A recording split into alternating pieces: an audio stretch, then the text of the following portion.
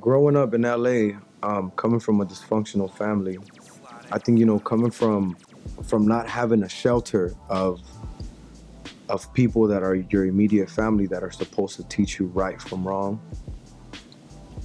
I think in Los Angeles you're surrounded by a bunch of people who are not your family, who shelter you with a different type of love.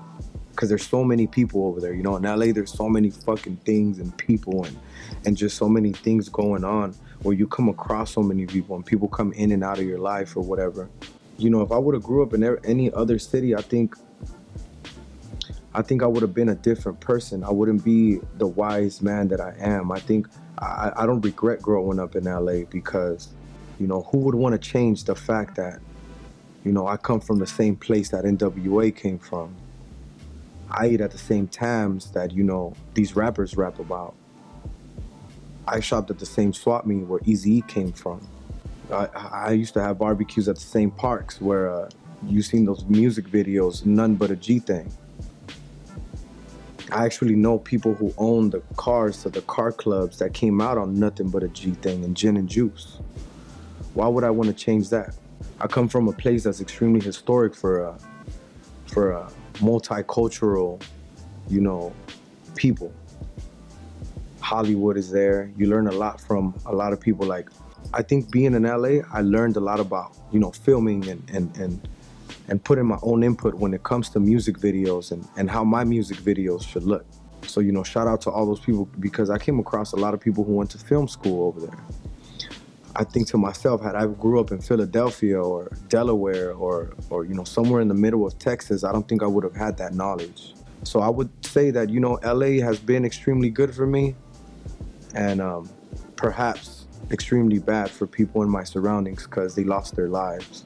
They've gone to prison for, their whole life and stuff.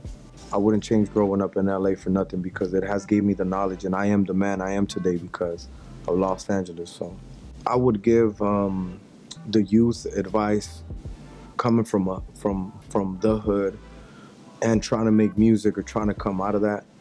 I would tell them that, if you want to make music and you're coming from a bad environment, you have to think automatically like you're your own manager. You're your own person that believes in you.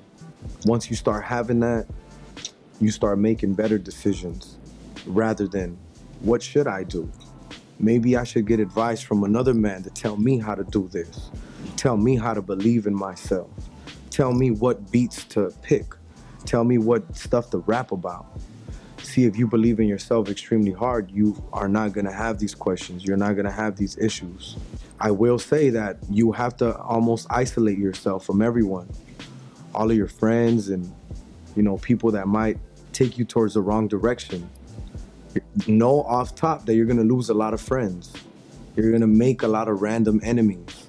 You're gonna wake up, look at your Instagram and see a guy that you just shook hands with talk about you a certain way. You gotta have tough skin. But overall, you gotta be about your family and you gotta have a connection with God. See, I'm not that much of a religious man where I could tell you that I'm at church every single day, but I am a man of God and I am a man of principle.